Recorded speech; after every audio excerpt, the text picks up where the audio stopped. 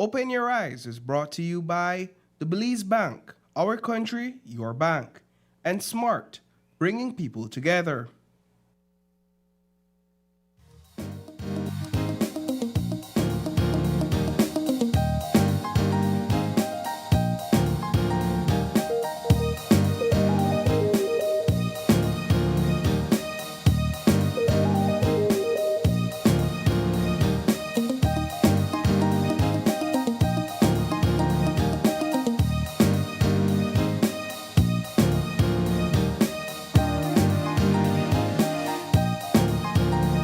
Live from the GBM studios in Belize City, it's Open Your Eyes. Start your morning right with your hosts, Sabrina Daly and Paul Lopez.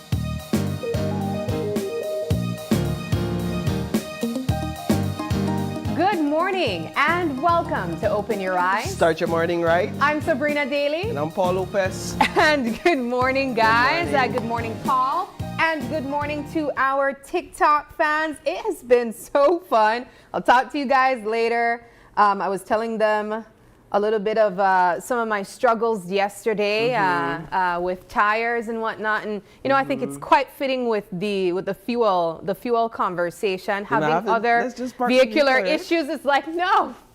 I ready for like walk. I wonder how early I would need to leave Boral Boom in the morning to get here on time if I walk. I could count it as my morning.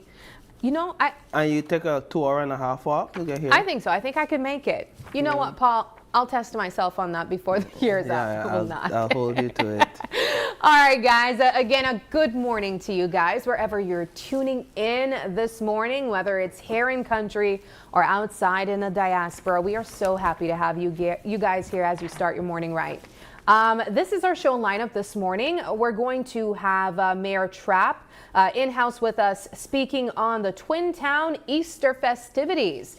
Also, we'll be creating wealth rooted in Caribbean identity. That's a conversation I'm looking forward to. Then cycling towards Puma Energy Women's Cross Country. And then wellness meets nature at Crown Jewel Eco Villa. Sounds wonderful. Sounds wonderful. And while we're at it, Sabrina, might as well we list the topics we have up for discussion this morning. Top of the list is the fact that diesel prices leaped by $2.50 overnight, and now it's hitting every corner of Belize. As well as in line with that, commuters are upset by the illegal operative word there, raise of bus fares. I will talk about that. And going from diesel and public transport, we move into some conversations about ports. Yes, David Gegg launched a preemptive strike on Port of Belize. Should be their consultations, because last night the Port of Belize Limited held its public consultation in regards to its port and cargo expansion project, the proposed project that is. And last but certainly not least, Belize set to redraw 31 seats by year's ends. I mean 31, you redraw 31 seats. We're talking about the redistricting exercise. I know that's a big deal for a lot of people. Some people might change constituency, might change area rep. Some people might remain with area rep, and then their neighbor come and join them with that area rep I used to be for another area rep. All kind of thing might happen. To a new area representative. Yeah, and for who, now you have to go find where the man live now, because then you don't used to know where the next one live on the street back, so now you have to try to figure it all over. But that is just a minor inconvenience in the grand scheme of the whole plan. And so those are the topics we have for discussion this morning. Yeah, and let's jump into it, Paul. I know that we are still having that fuel conversation, as I mentioned earlier. A lot of people right now are discussing the fuel prices, the inevitable spike in fuel prices, and the most recent one was diesel that took place 2 nights ago. Night before last. And we've been talking about what takes place when these fuel prices would rise, right? We spoke about it last week as well, that there are other sectors that will also be impacted whenever fuel rises. Now, we also spoke about transportation. We spoke about taxi drivers and them possibly raising their fees. But I think there's been some conversation and some concerns around the bus transportation system. I heard one of our colleagues here yesterday evening say that his daughter told him that the bus route from Belize City to Sand Hill has increased by $2. And I'm not going to name the bus company that apparently did that. I don't even remember it, if I could be honest. But the point is, there are people who are now saying that it costs more to jump on a bus and go from point A to point B that they would have normally gone. Also, short stops. Some companies are apparently even adding $1. Now, we heard from the CEO of the Ministry of Transport yesterday. He posted on his social media essentially denouncing the legality of that in the first place. He mentioned that the bus fares is regulated, or the bus fees are regulated by law. And so no company should be able to raise their bus fees just because fuel prices went up. That's a big, I think that's something that we already knew before. I believe that took place before, where bus companies were trying to do that. And this was, again, another statement that was issued. But we know that that's what people are going to do. They're trying to even out the expenses that they're feeling. These companies, they're going to have to buy more and spend more on fuel to move their buses. And they want to charge people. Yeah, they want to, but they can't. Yeah. They can't in the sense that there's a process.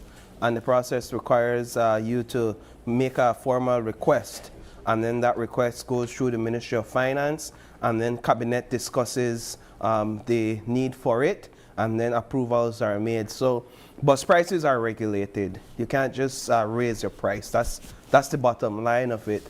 But it also speaks to the pressure that people are feeling. Yeah. But at the same time, you have to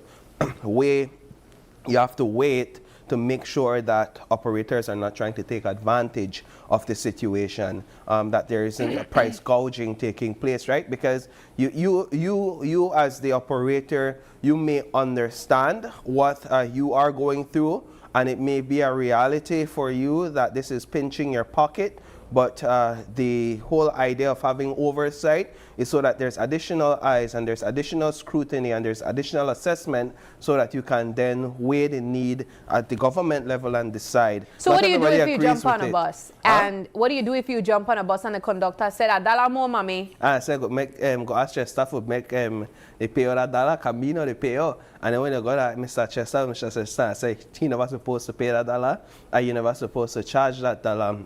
Yeah. Right? And so that's there with that. But also what we said in the news last night is that it's not only the bus operators. We also showed in the news last night that water taxi operators are also requesting. So whereas this one bus operator seemed, based on reports, to have increased price, his or her price independently, what water taxi operators are doing is they're going to the regulatory body, which is the Belize Port Authority, and water taxi operators have requested an increase in their fares, right? An increase to their fares.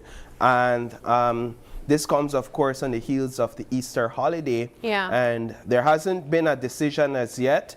But just based on my conversation with the Commissioner of Ports, Mr. Kalen Young, who didn't outrightly say that they'll increase the prices for water taxi, but he did say that whatever happens, he hopes that the public understands that this is no fault of ours and that we did not cause this. We're only trying to respond to it effectively. In my personal view, there will be an increase in water taxi fares. I think it's inevitable. These water taxis, however, they don't run on diesel like the catamarans. They actually run on the premium fuel, right? So they have been feeling the pinch for weeks. And this comes ahead of Easter, and so we'll likely see that. And then, so we've been talking about these types of things. And what people are interested in hearing is not what happened that Iran People not interested in hearing the prices go up on the global market. They want to know how it affects them. People are interested in hearing how are they going to get a sense of relief in terms of their own pockets when they go to the grocery store, when they catch a bus, when they buy produce. Now we're even hearing from the farmers, specifically the sugarcane farmers, most of their equipment are diesel powered. And so now with the rise in cost of diesel, it's a huge, bigger issue for them as well in terms of their production and harvesting, etc. And we only heard from the sugar industry yesterday, but this is a rippling effect across the agriculture sector. So what sort of relief will they see? There's already conversations based on what the Prime Minister said to the UB students that, you know what, bad news, prices will continue to go up. Well, we're seeing that realized through diesel, and there's already conversations about whether or not we'll see more increases to the cost of regular and premium fuel leading into the next few weeks, because while yesterday you all talked about global prices going down, the shipments that we are getting still impacted by the prices that went up weeks ago. And so it's a conversation we'll definitely continue to have. All right, well, let's move into another conversation. You mentioned the port just moments ago, and I know that there has been some development around the conversation of that. We know that even the Minister of Transport mentioned or acknowledged the port and what could be on the horizon, I believe, in his budget presentation yesterday.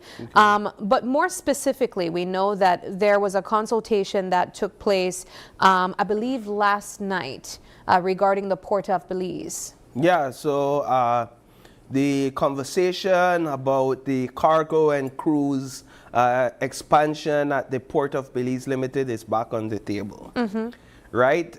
And so last night they had consultations, and these consultations went well into 11 o'clock.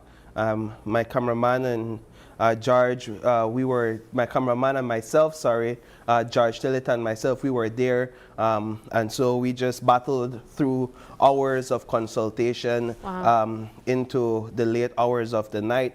But it's an important process so that the general public can get a better understanding of what they're proposing. It's almost like deja vu in a sense, in that we've been here before. This is not the first time we're talking about port, commercial and cruise expansion at the Port of Belize Limited. However, the last time, while it was under private ownership or in receivership, that project died at the environmental assessment phase, right? Yes. That's where it died. And so stillbirth in a sense. And so now, around this time around, we're at that process again. But this is the process leading into where the NEAC, the environmental committee, the board that really oversees these types of things, assesses it and then gives approval or recommendations to the Department of Environment to approve it or not. So we're at that stage, and this is a part of that, consulting the public. But then enters David Gegg. Right. So, well, let me just say that, well, yes, let's go to David Gegg then. So, he is the developer in the project down south that was marred in controversy regarding the definitive agreement, right? You remember that port down south where the definitive agreement is concerned.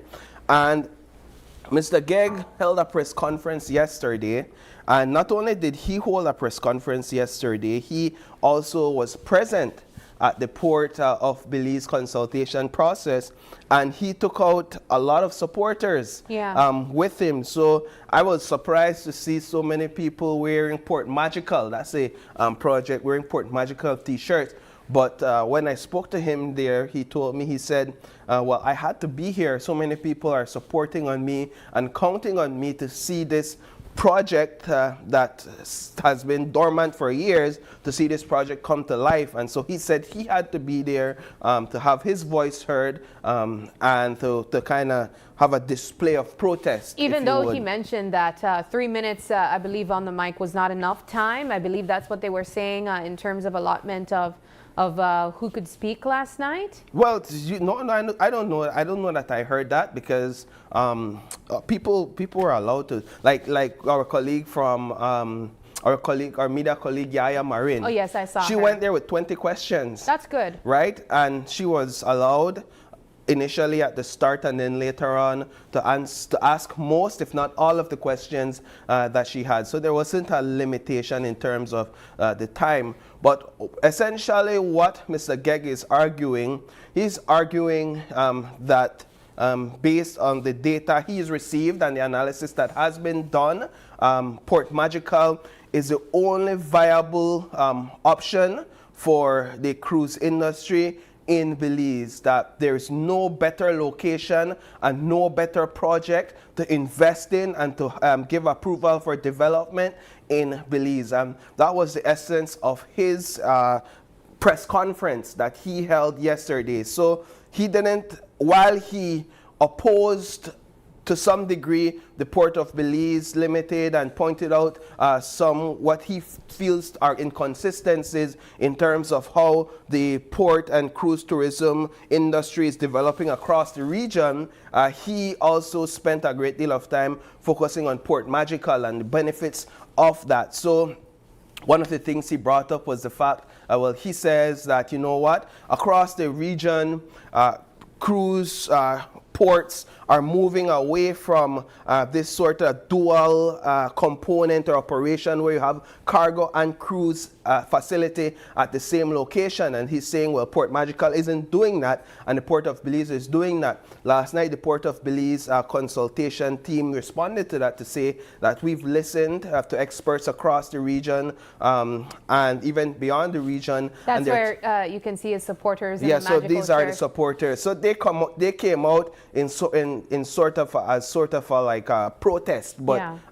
like not like a silent protest, if you would. They weren't disrespectful, they weren't loud, they weren't rowdy, but they were there and their presence were seen and felt. So kudos to the consultation team and the head table that they didn't get sidetracked or derailed by that, and to the process that was so inclusive that it allowed that to happen and it allowed them to stay. This whole thing and this whole conversation, though, Sabrina, is in its preliminary stage. And so what we saw last night was pretty much a sales pitch, right?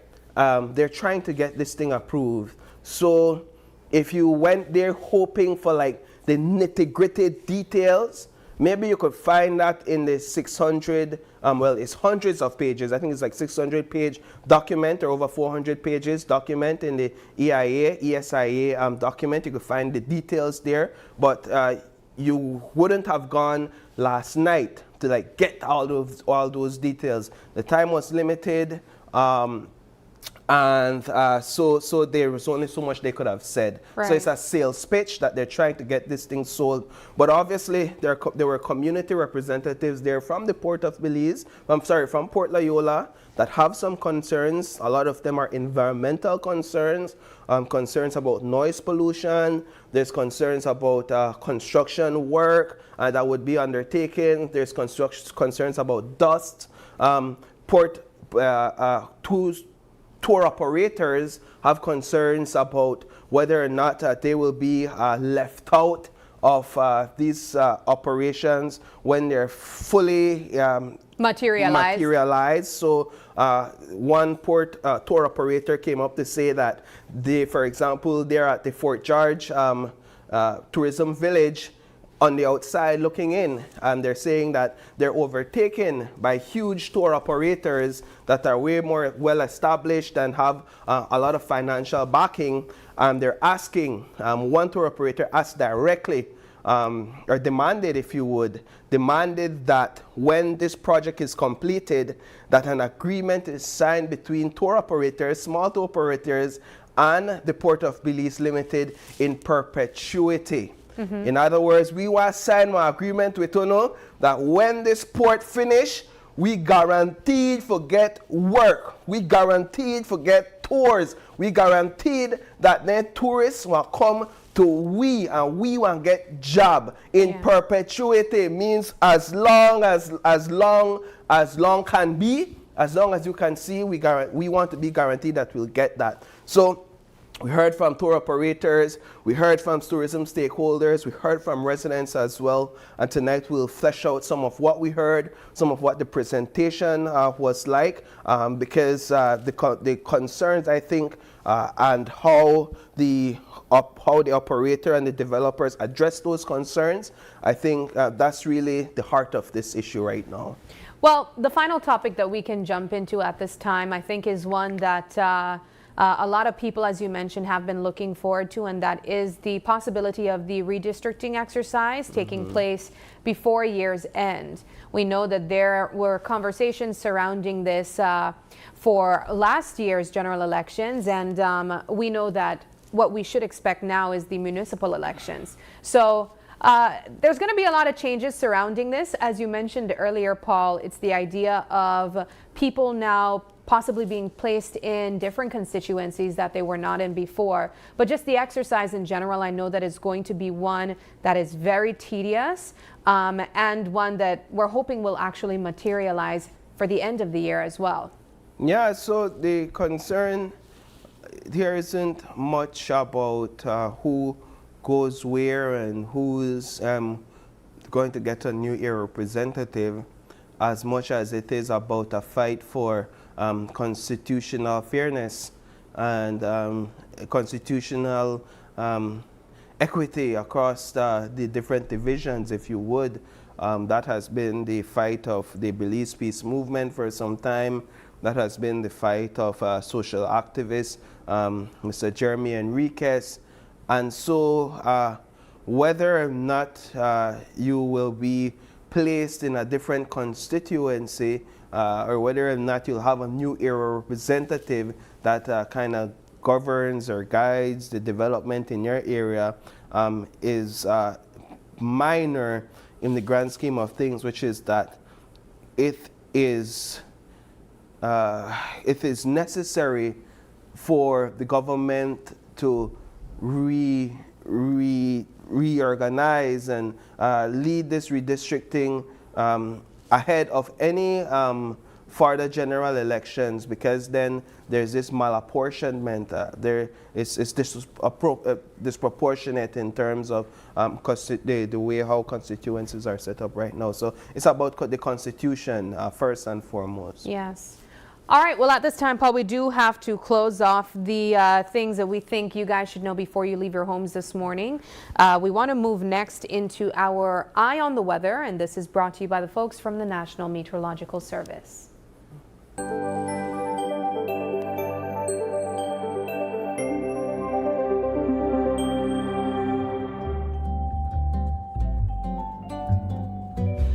All right, here is our eye on the weather, and it calls for mostly cloudy skies with some showers, periods of rain, and a few thunderstorms expected around the country today. There will be a slight break in activity by this evening, then a few showers and thunderstorms may redevelop, especially over coastal and southern areas tonight.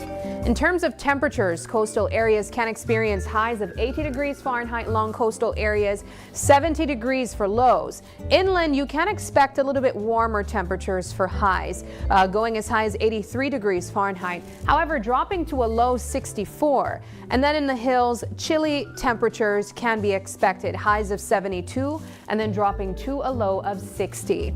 In terms of our extended forecast for Friday through to Monday, now this is for inland and coastal areas. On Friday, you can expect highs of 83 and 87, then dropping to lows of 70 and 64. On Saturday, very similar temperatures, in fact, almost the exact same thing for highs 83 and 87. However, your lows will be 73 and 67. Then on Sunday and Monday, highs again 83 and 87. However, dropping to lows of 72 and 68. On Monday, 83 and 86, then dropping to lows of 71 and 67. Now for our astronomical forecast. The sun rose this morning at 5:52 a.m. and it's set to set at 6:04 p.m. The moon rise will take place at 12:24 a.m. and will set tomorrow at 2:02 a.m. The sea state is moderate, with winds blowing from the east to northeast at 10 to 20 knots. The tides, today's low tide will take place at 9:15 a.m. and a high tide at 4 p.m. However, tomorrow a low tide will take place at 12:09 p.m. and then a high tide tomorrow as well at 6:40 a.m. Now that does it for our Eye on the Weather, brought to you by the folks from the National Meteorological Service. Paul, back to you. All right, we're going to take a quick break. Thank you so much for that weather update, Sabrina. And when we come back, it's all about the Twin Towns Easter festivities.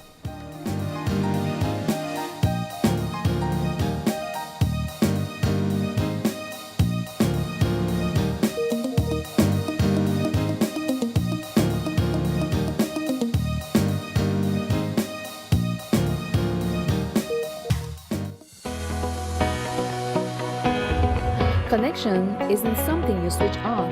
It's something you build together. Connected through culture. Culture isn't preserved in silence. It's kept alive through participation. Connected through education. Education doesn't always look like a classroom. Sometimes it looks like someone taking the time to teach and someone else choosing to learn. Connected through sports. Before the wins, before the applause, there's belonging. Here, young people learn more than how to play. They learn how to stand together. Connected through community. Community isn't a campaign, it's showing up. Not once, but every time it matters. Connected through you.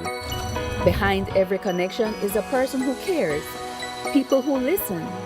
People who stay. We don't just connect services, we connect you to your world. Connected through every chapter.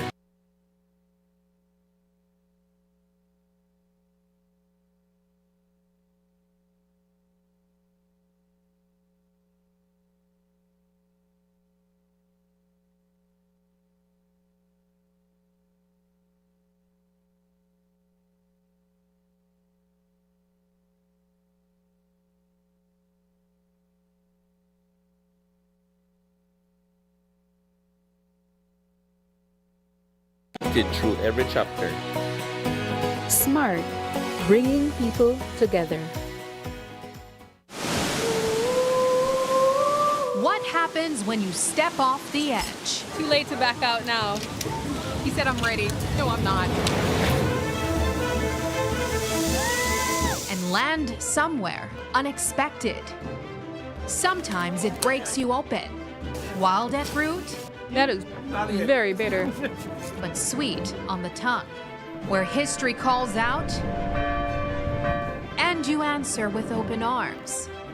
This isn't just a journey, it's across borders. That was amazing!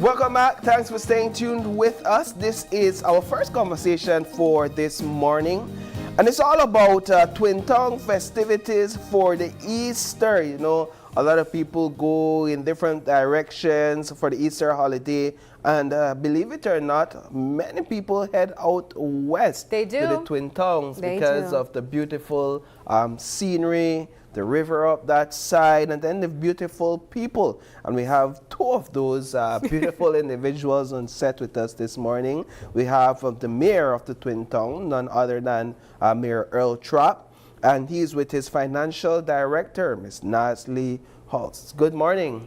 Good morning and welcome. Yes, no problem. Thanks for coming all the way from the west to be with us this morning. So, Mayor, we're gearing up for Easter, right? And I know that an Easter conversation you can look at some of what has taken place in terms of preparing the grounds for celebrations this Easter. Generally, what's the excitement and anticipation like in the Twin Towns? Yeah, quickly, just before that, Yes, go just for ahead. the general public, this traditional fair have been in existence since 1959. And the main purpose basically was for the proceeds to go towards small projects within the community. And one of the first projects that was done through this initiative, it's the Columbus Park, the one in front of police station. Yeah. Well, we can get to that and Yes, expand yes. on that a little bit Yes. further on in the conversation. But Yeah, but yes, we have a big team. I have to acknowledge my hardworking staff and employees working out there, the committee. We've been preparing since January. December, January. Wow. You know, it's a big process. Remember, organizing takes a lot of time. You know, and we're trying to make it a little different, a little better, and brighter this year. You know, adding a few items that people have been suggesting and recommending, and basically we are in full force. As a matter of fact, yesterday we had some of the mechanical rides arriving.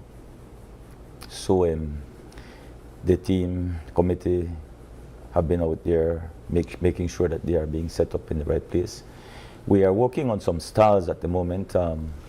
The changes that we're trying to bring right now is we're trying to move away from traditional styles, but we cannot move away from the traditional styles, which will be the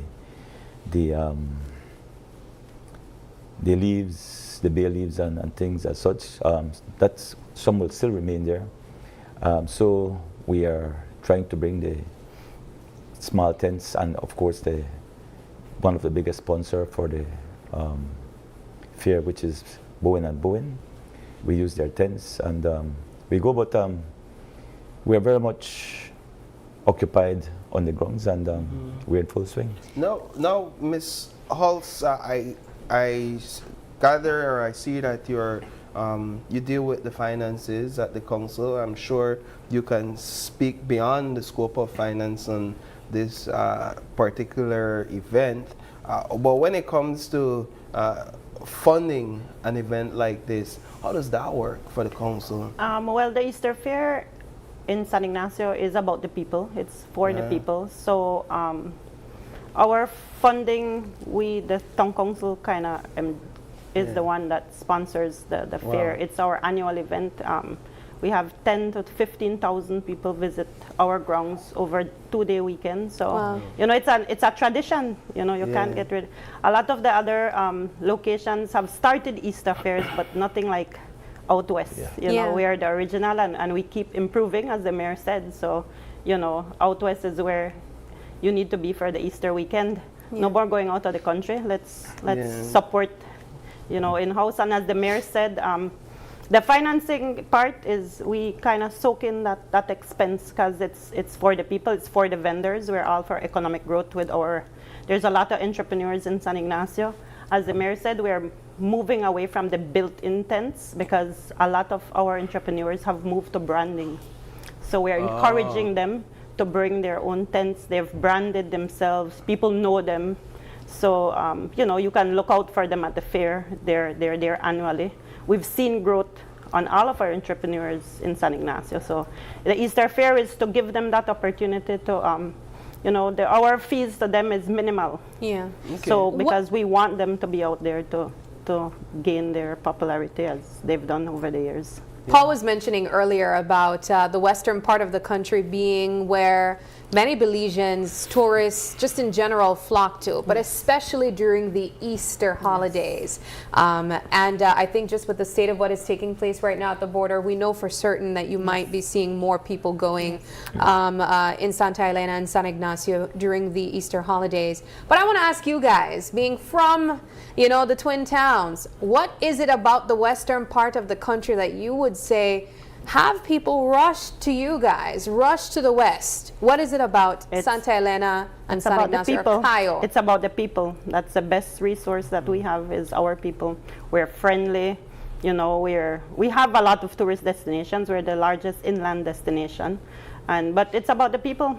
Can't get better than friendly people, good vibes, safety, clean. We're one of the cleanest towns, one of the cleanest municipalities. Yeah. But I think it's about our people, our human resource, and the resources of the country, the rivers, the Maya ruins. You know, the Easter Fair. It's people plan for the Easter Fair. It's not even something we have to advertise, and we get 10, 12,000 people. So when we do that extra marketing, you know, we're just inviting the rest of the country that doesn't know what the West is about, and it's the best. You can't get that cliche out. The West is the best. What's your thoughts on it? Why do people go to Cayo or go to the western part of the country during the Easter holidays? Well, it's beyond the Easter holidays. Let's mention that. No, but San Ignacio and Santa Elena has been known to be the fastest growing municipality in the country of Belize. And one of the reasons why people look forward to San Ignacio is because, like what Ms. Hull said, the warmth of the people, the friendly people, the safest municipality. It's a clean municipality, and one where economic activities have been growing exponentially. People see opportunities there, and they decide to, like you have many public officers that would go to San Ignacio, Santa Elena for maybe a couple of days of work, and they fall in love with the town because of the people being so friendly. You know, it's a clean area and they feel comfortable. So San Ignacio has become the home to many visitors. Yeah. How do you ensure that people feel a sense of safety during these types of seasonal events that you would have as well? We know that with the long weekend, people will be staying overnight. Some people will be celebrating a little bit more than others, and that involves some drinking as well. How do you ensure that whenever they go there, there's a level of safety that they can expect as well? Security is one of our number one priority there. We hire a lot of police officers on the fairgrounds, around the fairgrounds. And of course, with the latest installation of the surveillance cameras throughout the country, San Ignacio, in the fairgrounds, we have surveillance cameras around. So it's fairly safe. I mean, wherever we go, anywhere in the world, you will have some little hiccups there, but we have many and good securities in our towns. Now, Mayor, you've been a part of the council for donkey years, as we would say it in Creole, and then at the leadership more recently, but for a good while as well, right? I think 3 terms? 4. 4 terms as mayor. Yes, because you're going for your 5th. Congratulations, by the way, we'll talk about that. But why do you, as the leader of this municipality, continue to prioritize this event and these types of events? Well, I don't want to change something that is a part of our tradition. And like Ms. Hull said, we at the council continue to do a lot more in helping to stimulate the local economy. we have been embracing so many entrepreneurs, and we see the need for the entrepreneurs. No, we have problems. Many people have problems getting a job, and entrepreneurs in that area have been doing an excellent job by ensuring that the business stay afloat and also by employing people. So it's always important for us to do our part as a council to make sure that we embrace the ideas of our entrepreneurs and basically bridge the gap for them. What has your council done to enhance the grounds that this event is held and the experience over the years? Because it's one thing to oversee an event and just manage it the way it is and the way you found it, and it's another thing to build upon that and improve visitors' experience, improve the experience for entrepreneurs, etc. How has you as a council sought to do that, to take this event to the next level over the years? Well, what we did a couple of years ago, I think this is the second or the third, where we Third year. the third, where we ensure that we divided the grounds in a way that we're trying to keep it like a child-friendly area. You know, we have the kids area for people that don't want to mingle with the maybe alcohol area. They have the children's zone where they can just go to that zone. They can get food there as well, and they can leave, you know, without having to mingle if that's their desire, that they don't want to be with where we have the stage, where we have the bar, and the other, because then we have the other area where we have the food stalls, and some of the food stalls do sell alcohol as well. So if they choose not to go there, then they can deal with the children's zone. So and it is an enclosed park. It's one of the largest green spaces within the Twin Towns.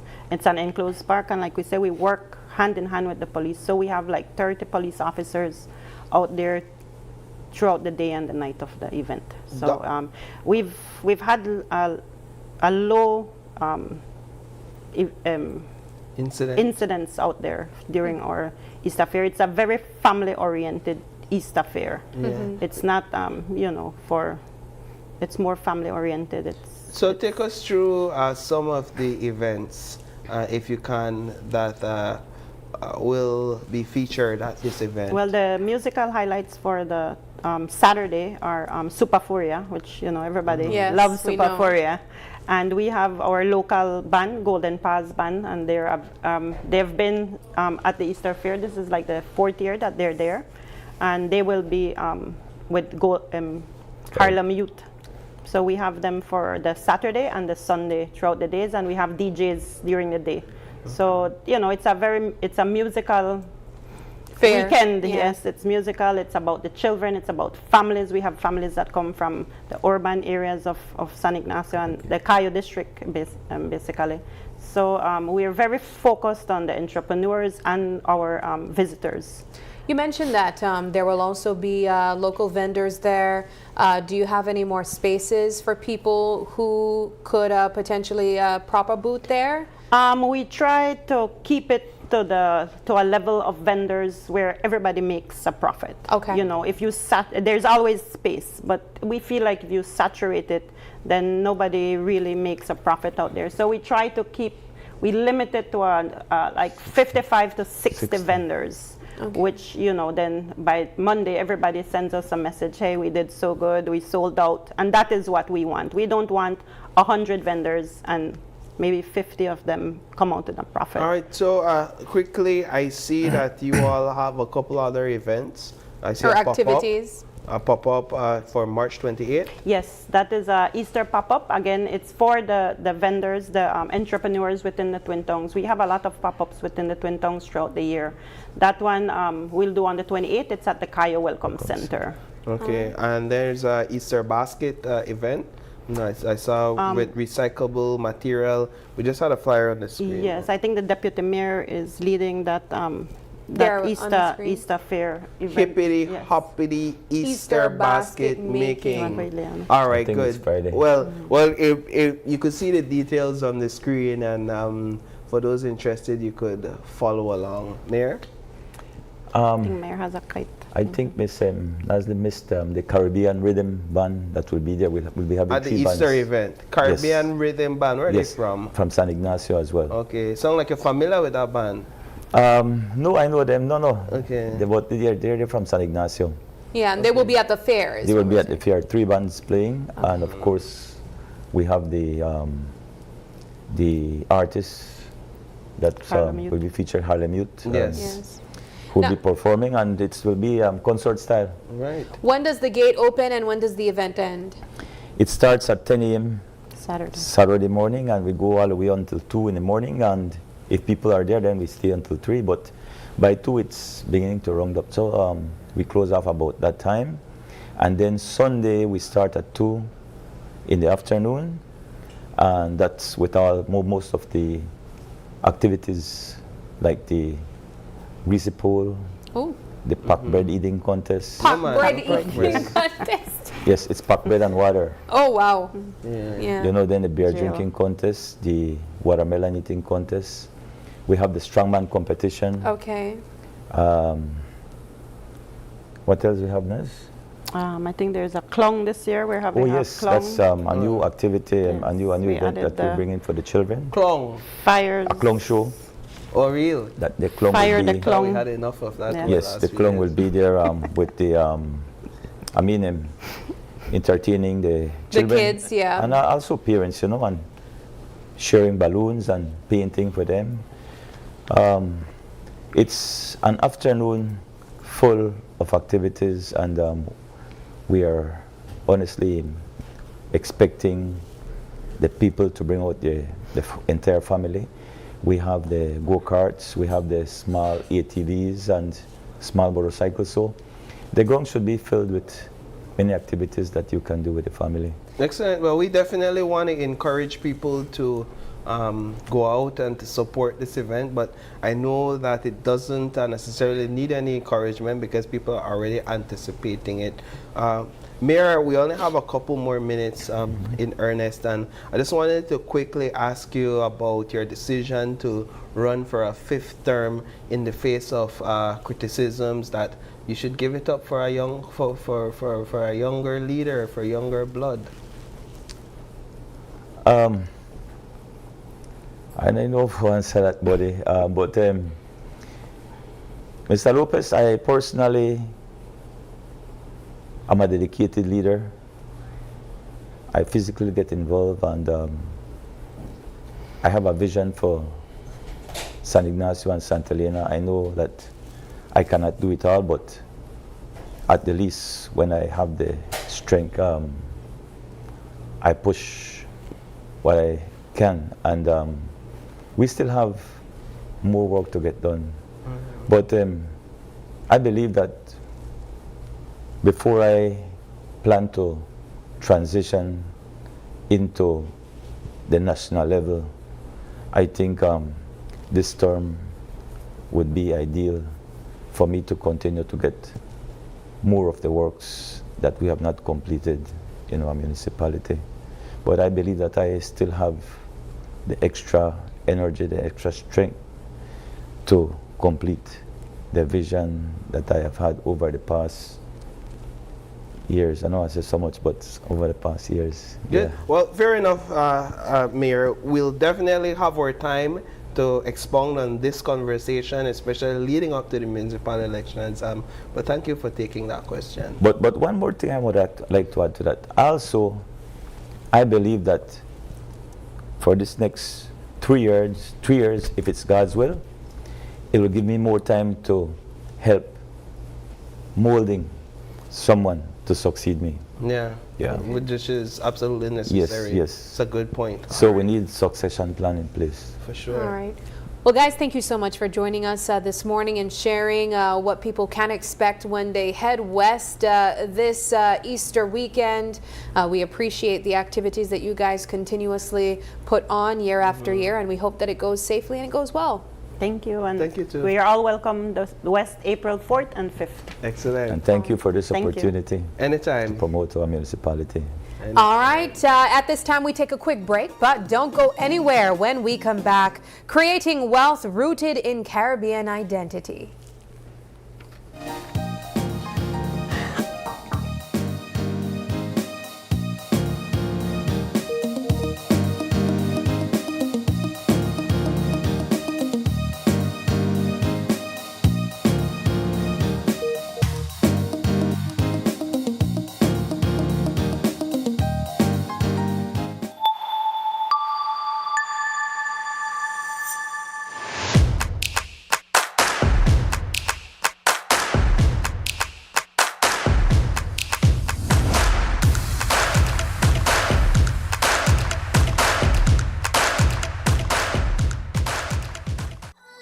Haven't updated your information recently? Well, kick off the new year as a winner. RF&G Insurance is giving you a free chance to win every month. Entering is easy. Just chat with us on WhatsApp and update your information. That's it. You'll be automatically entered into our monthly raffle for a chance to win awesome prizes. Don't wait. Message us on WhatsApp and update your info today. RF&G Insurance. It pays to get it right.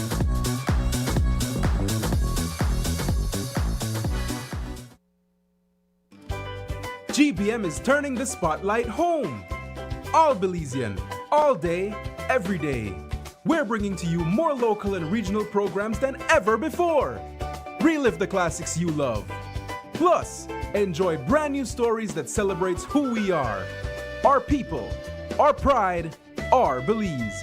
So whether you're at home, in the office, or on the go, keep GBM on, because now more than ever, Belize is on TV.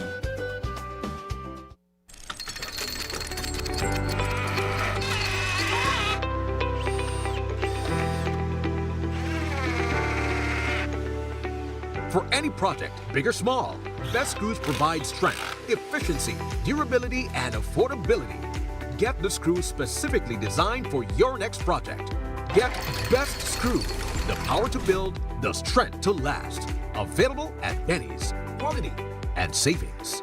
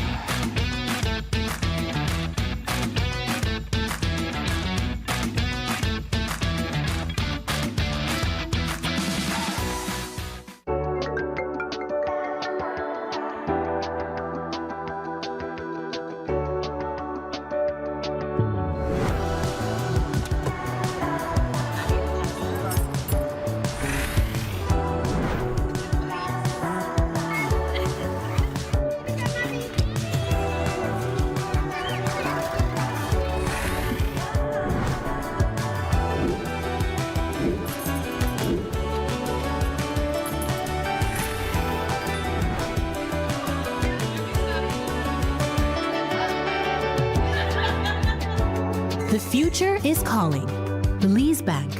Your future, our commitment. Week 6 of the NABL season showcases 3 flaming matchups this weekend. On Friday night in Dangriga, the Dream Ballers look to bounce back after an heartbreaking loss and take it to the Belmopan Trojans. Then, on Saturday night in Corozal, the Spartans try yet again to get their first win against the undefeated #1 team in the league, the Orange Walk Running Rebels. And in Belize City, them not like me, I mean I like them. A full-fledged clash as the #2 team in the league, the San Pedro Tiger Sharks, try to stay undefeated against the loaded Belize City Defenders. Entertainment by the NEBL girls, giveaways, and the halftime $5,000 National Sports Council Shooting Challenge. So see you this weekend for an NEBL weekend, sponsored by the Government of Belize.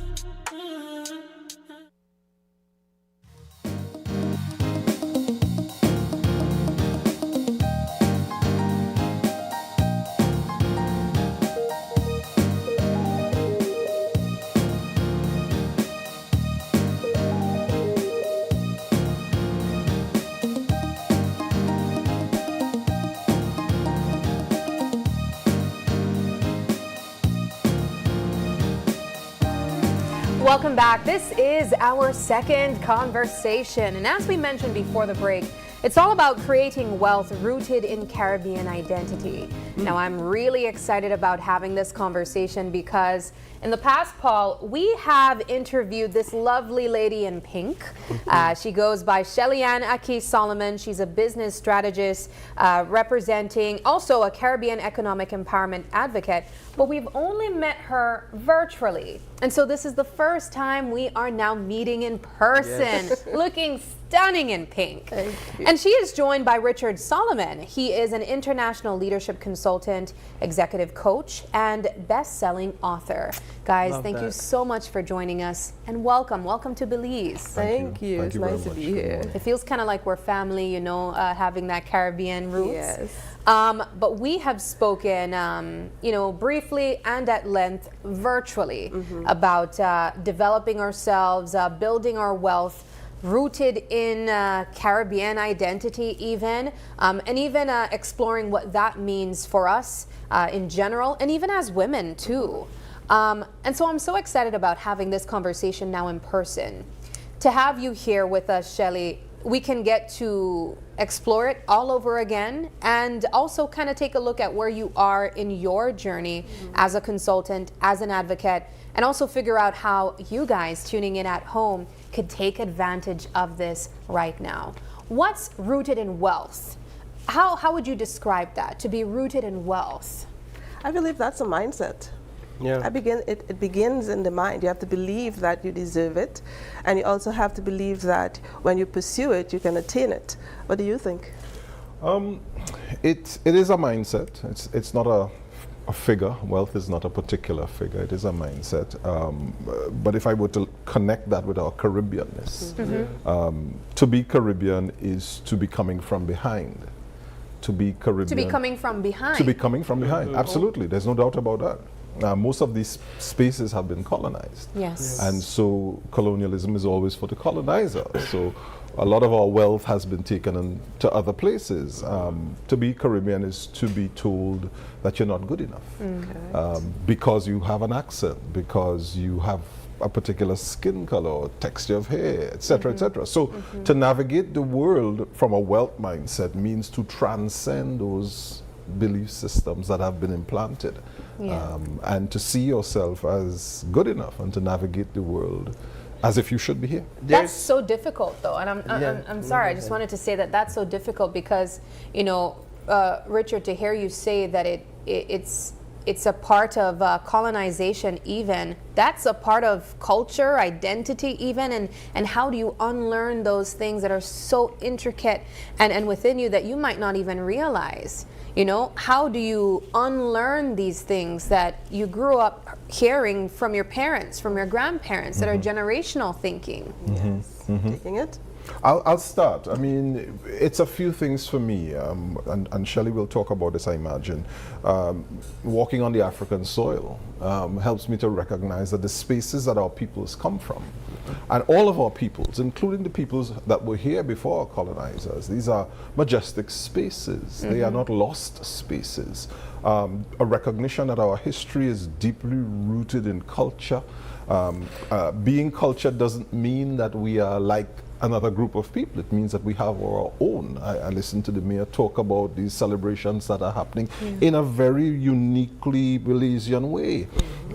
It takes effort, you know, to recognize that and to remind yourself, because the images and the language that we hear around us keeps pushing us in another direction. So that's a lifelong effort or journey, if you want. But it is something that we can accomplish. But I believe, from my experience and my experience working with women in particular, that the first step, we have to recognize what they are. We have to name them. We have to see them. So be successful, but not shine too brightly. Speak, but not too loudly. You know, succeed, but don't talk about it. Because if you talk about it, you're boastful. You know, you can win in the spaces that were created for men, but just know your place. So we are told we are not good enough in many ways. We are taught to sit in the background from young girls. So it takes some courage and some bravery to push forward. You know, as my husband often says to me, just go, you belong. You know, and to hear someone constantly telling you, just go, you belong.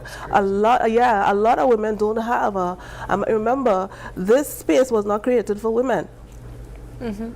It was created for men.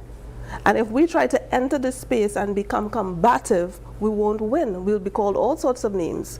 But so we have to walk in with our feminine identity, with our grace, and we stand on our knowledge, our expertise, and we know our value and our worth. And we don't need a man to affirm us or to validate us, but it really does help you feel more encouraged when you have them as an ally. When you have them saying, okay, come on. I've been in business for 25, going on 26 years. As a leader, I have lots of men around me in the technical field. I never had to deal with any of them trying to upstage or discourage. They would all try to support. So I can't say that I've had the experience of being oppressed by men. I've always had the support. But I've always been a team player with my husband. Even though I have my own business and he has his own, everybody knows I am Mrs. Solomon. He has my back, you know. The men in my community also rise up with me. But that only happens when you show up from a place of courage, confidence, and competence.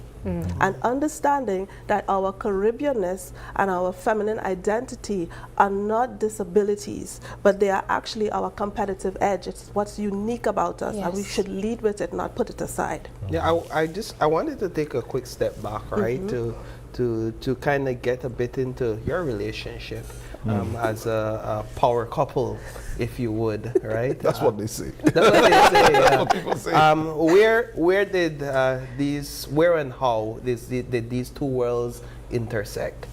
Oh dear, our mothers were friends. Oh, yes, that's the best type of story. Yeah, so maybe that's kind of where the root is. And we grew up together, so to speak. I mean, we got married very young. I was 21, she was 19. Wow. 35 years in a couple months. Wow, 35 years. So yeah, so the journey has been a very interesting and sometimes difficult journey. Journeys like these are never simple.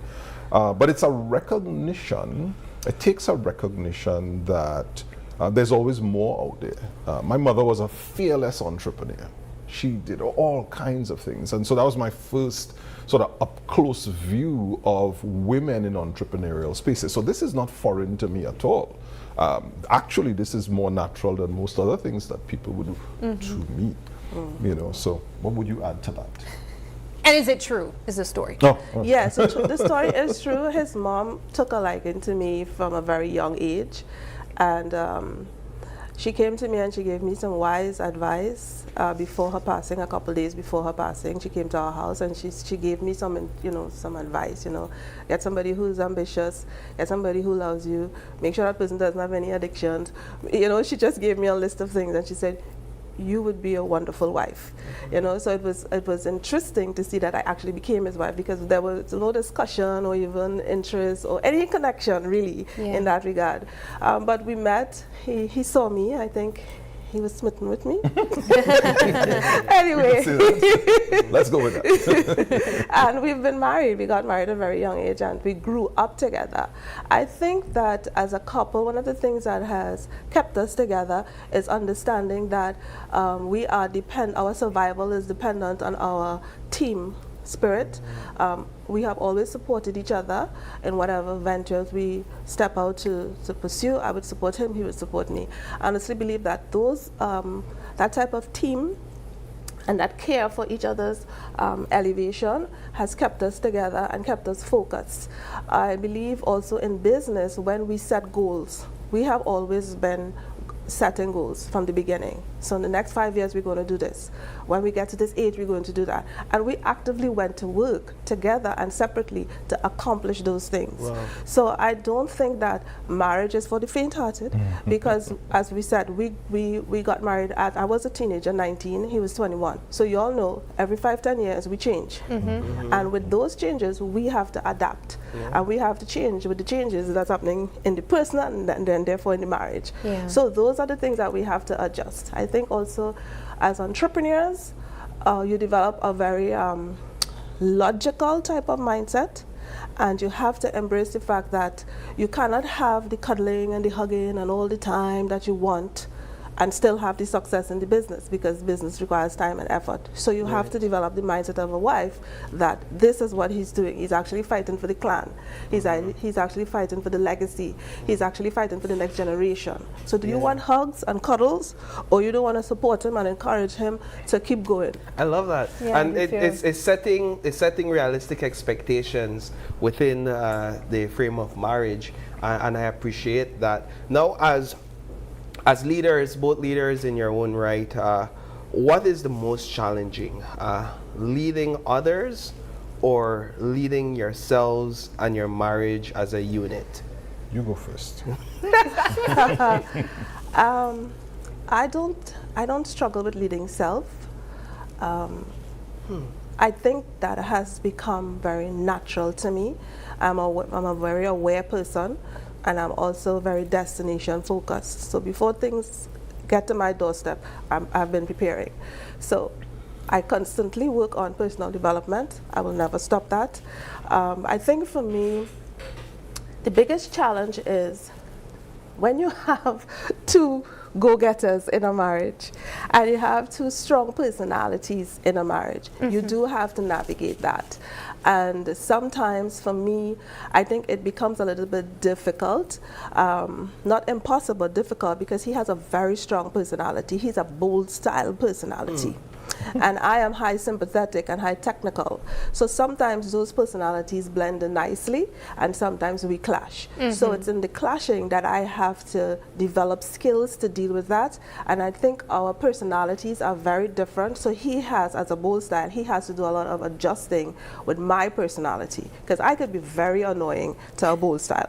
Why you have to hug everybody, and why you can't just leave, and why you have to talk so much, and you know, you don't have to care for everybody, you know, you're not Mother Teresa, you know, let's go. But I think he has softened over time, and I have adapted and become more aware of his style, you know. But I think that one of the things that we constantly work on is understanding each other's personality and at every phase of our journey, because as I said before, we are changing, we are maturing, we are evolving, we are changing.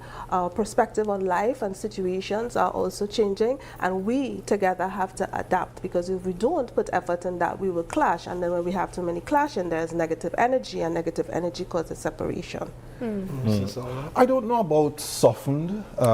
Adapted, I would agree. Yeah, I would agree adapted. I'm not sure about softened. I mean, I think as we get older, we become more dexterous, more flexible, and we're able to be more effective in a wider range of spaces and interactions. To your question, I've never thought of which one is more difficult, but if I had to pick, I would say self-management is probably where the magic happens. It takes more focus, because we are pulled in all kinds of directions. And if you're an entrepreneur, my consultancy has now worked with clients in 46 countries. Wow. We advise Fortune 100 companies. So that takes a certain level of focus, discipline, ongoing learning, never ending, but it also takes effort on the part of trying to bring people with you. You can't do everything yourself. And not everyone sees the world the way you do, and as much as you would like to try and find people who are aligned, there is always difference, and that difference is not always easy to manage. I would say the self-work, for me, is probably the greater challenge, and also the greater payoff.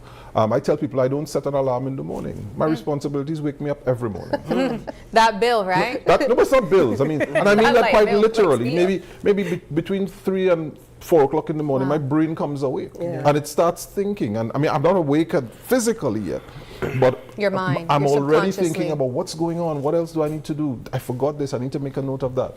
And I've just accepted that. That's just how it is. So we're going to show really quickly your website for what you do, Richard, but I want to take a step back and reflect a little bit on when I first met Shelley virtually. And I remember thinking to myself, wow, this is so great. We are having someone from the Caribbean, from the region, speaking about her expertise to our viewers here in Belize. And I only hoped at that time that there was someone here in the country that saw the vision, saw the possibility of reaching out to someone in Trinidad and receive their services, and not only think that you have to access that here in Belize. perhaps we could take the conversation there.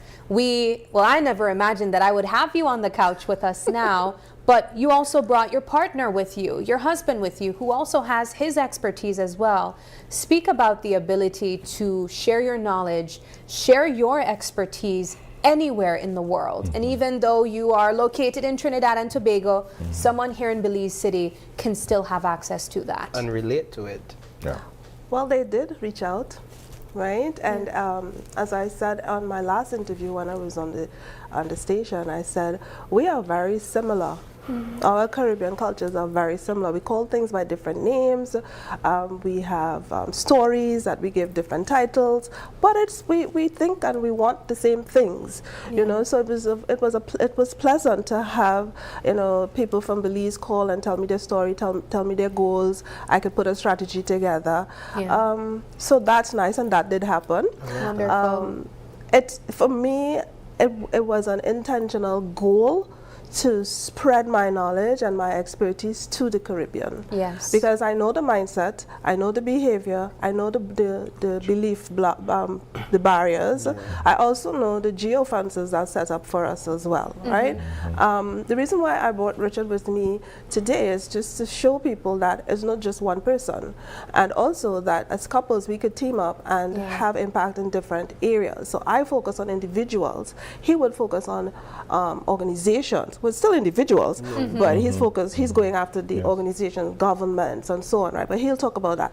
So I'm saying also in our appearance here today, you could choose a path and make your impact. My impact is getting to women and showing them that you can turn your expertise, you can turn your knowledge, you can turn your pain, you can turn your challenges into something that empowers others, save them from pitfalls, save them from wasted years, and you can make money doing it. So you have impact, influence, and change. We're also helping lives to transform, because let's be real, when a woman can increase or elevate her economic power, and she has a partner, life can get better if she's mature.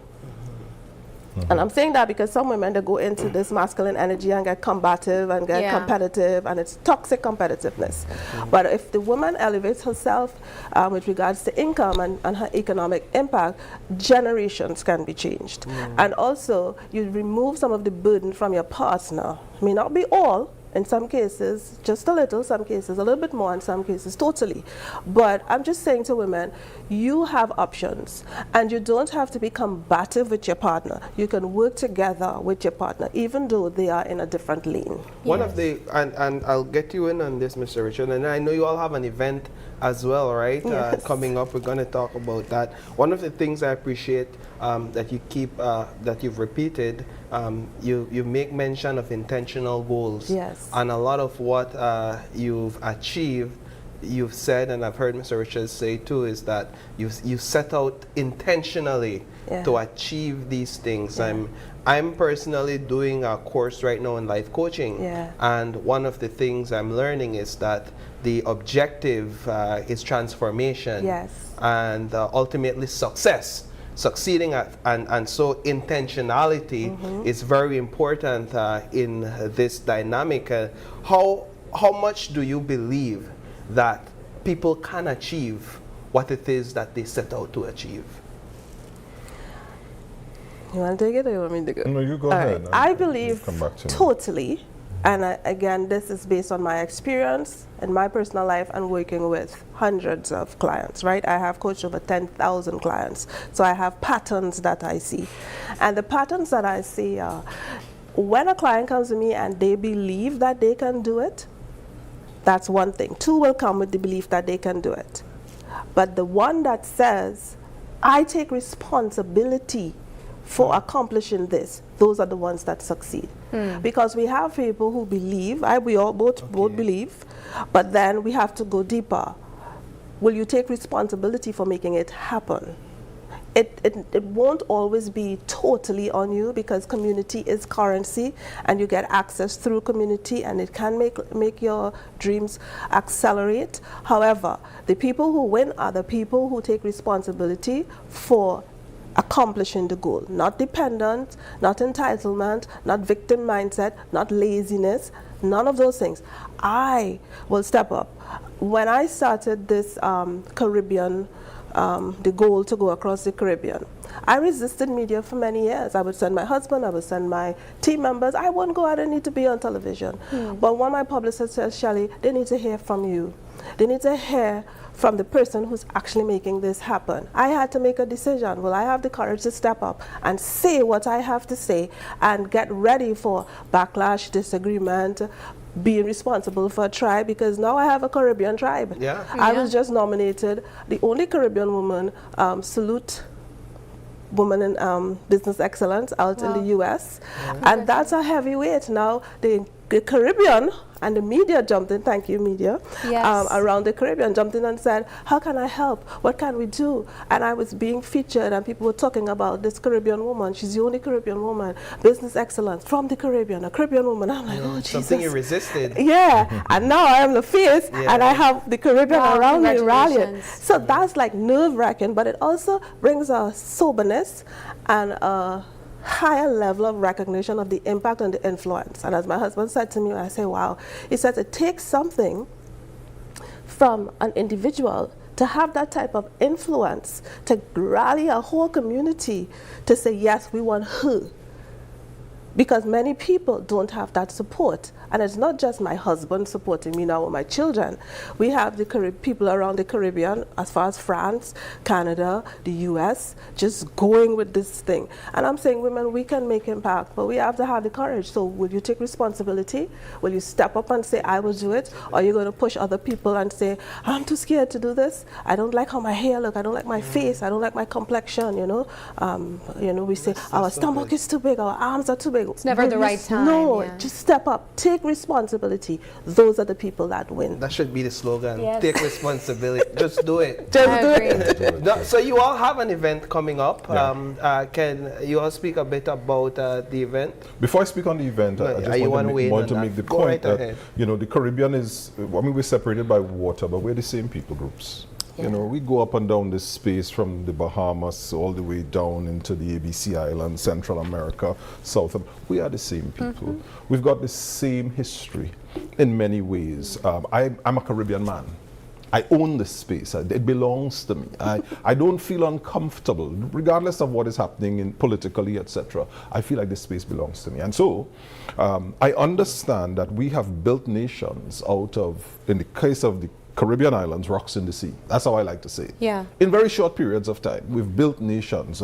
We have educated populations. And I've dedicated a lot of my career to supporting institutions to be stronger so that these spaces get even better. A lot of what I do is in that zone. And so we can have that impact. We have been having that impact. I tell people we have to remember that when you look at many of the transformations societally around the globe, you will see Caribbean people showing up. Yeah. You will. There's no doubt about that. Kwame Ture in the freedom struggle in North America.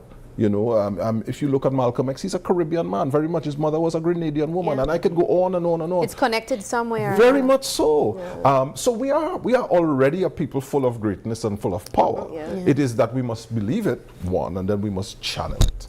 Yes. Yeah. I believe. I want to get up right now. I believe too. Stay and finish the interview. We have an event coming up. Can you tell us a bit about the event? Yeah. Well, the event is positioned to propel vision to velocity. A lot of people have a vision of what they want to accomplish. They have a vision of being an entrepreneur, of being a coach, of being a consultant, of going global, but they don't have a pathway. So the conference is really rooted in the same goal to empower our Caribbean people. And I have extended and created spaces where they can come into the room and hear from experts. And I intentionally did not just put people who were popular or known on my panel and on my speaker list. I selected entrepreneurs who were successful, who had time to test their formulas and their methods for 20 years, 25 years. And I looked for entrepreneurs who were in different markets. So they can't say, well, it's just this market. So we have women in construction, real estate. Richard is an international business consultant, not just dealing with business, but government. We move around the Caribbean a lot. It's intentional marketing. So I looked at all the pieces that we need to take us to velocity, to take us to acceleration, to take us to doing. All right, it's a room that was created for success, not just to be motivated or inspired, but to show you to move. And the people I put on stage, they are examples of what the people in the room want to become. Right. And they will speak from experience and expertise, not just a Google conversation or they regurgitated something that they heard from someone, but from their personal struggles and challenges. And that's why those people were chosen. That's why this conference exists. All right. So I'm excited. Yes. We added on another leg this year.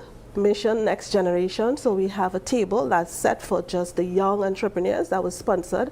Development Consulting Center is one of the sponsors. For that, I'd want to say why you sponsored. Well, we recognize that many young people don't have a place to go to. They have dreams, they have energy, they have ideas, but there's no pathway. You know, I wish I had someone to point me in the right direction at 20-something and say, this is what you should do. And so our businesses, two of our organizations are sponsoring younger people coming into the space to be able to learn. Not so much to be motivated, because you've got to have something in you. You know, I played that song last night on the radio in another frequency. You have to have something inside so strong that will motivate you. But where do you point that and where do you channel that? So we're happy to make that investment in the next generation who will come up and will move this Caribbean space to an even better place. Excellent. Yes. Well, at another time, I hope we could talk about having another event here in Belize, right? Or even something community-based, because where you all talk about these mindsets and barriers and hurdles, I think a lot of our young people in our society here in Belize struggle with that, and it's really preventing them from living out their full potential. And you all have some of the answers just based on experience. And I think we need some of that investment more than the political leadership that leads in communities that we see right now. So next time we could have that sort of conversation as to how we could do those things here in Belize. But we want to thank you all so much for joining us this morning. Thank you for having us. Thank you And we look forward to having you guys back in the future, hopefully. Looking forward to it. All right, well, we have to take a quick break, but don't go anywhere. Our next conversation is cycling towards Puma Energy Women's Cross Country.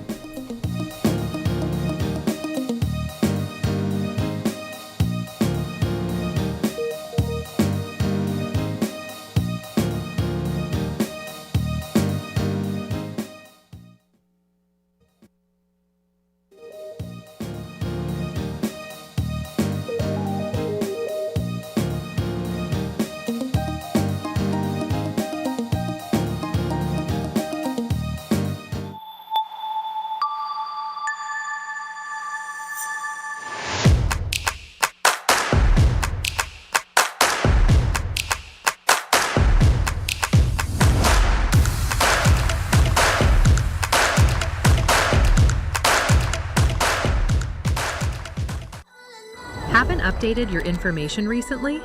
Well, kick off the new year as a winner. RF&G Insurance is giving you a free chance to win every month. Entering is easy. Just chat with us on WhatsApp and update your information. That's it.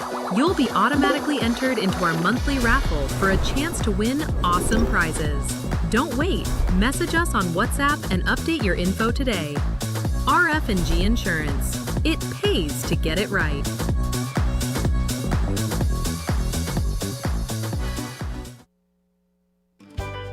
GBM is turning the spotlight home.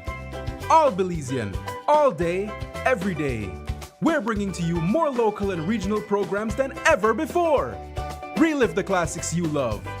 Plus, enjoy brand new stories that celebrates who we are, our people, our pride, are Belize. So whether you're at home, in the office, or on the go, keep GBM on, because now more than ever, Belize is on TV.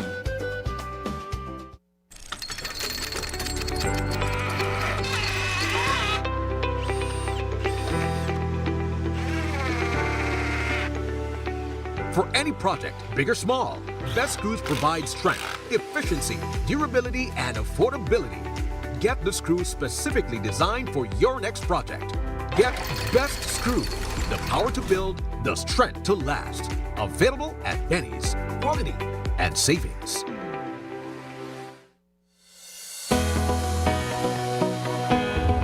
Connection isn't something you switch on. It's something you build together. Connected through culture. Culture isn't preserved in silence. It's kept alive through participation. Connected through education. Education doesn't always look like a classroom. Sometimes it looks like someone taking the time to teach and someone else choosing to learn. Connected through sports. Before the wins, before the applause, there's belonging. Here, young people learn more than how to play. They learn how to stand together. Connected through community. Community isn't a campaign, it's showing up. Not once, but every time it matters. Connected through you. Behind every connection is a person who cares. People who listen. People who stay. We don't just connect services, we connect you to your world. Connected through every chapter. Smart, bringing people together. What happens when you step off the edge? Too late to back out now. He said I'm ready. No, I'm not. And land somewhere unexpected.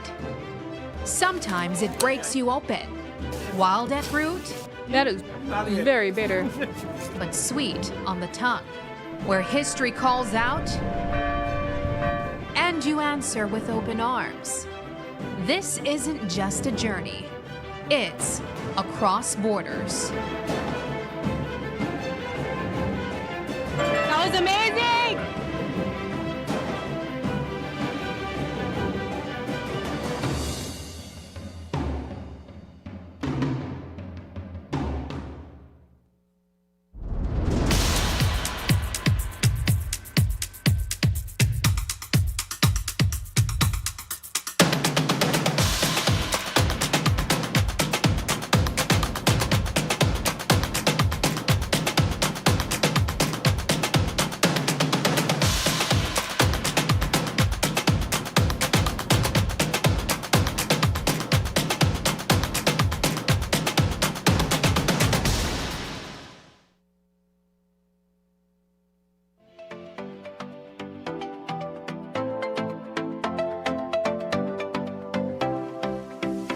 Hi, I'm Evan, and we're going to talk everything tourism today. Hi, I'm Nicole, and we look forward to talking to BTIA today on some very important tourism topics. Welcome to Belize Travel Beat, the pulse of Belizean tourism.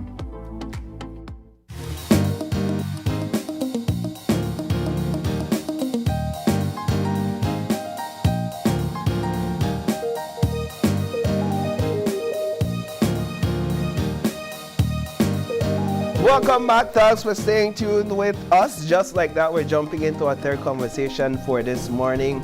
And this is a one-on-one with the Vice President of the Belize Cycling Federation, Mr. Michael Arthur. Good morning. Mr. Arthur, good morning. Good morning. We are at the peak of the cycling season here in Belize. That is correct. We are preparing for this weekend's main event, which is the women's cross country. It's the Puma Energy women's cross country, and that leads into the Holy Saturday cross country. We're here to talk about the women's event. Welcome.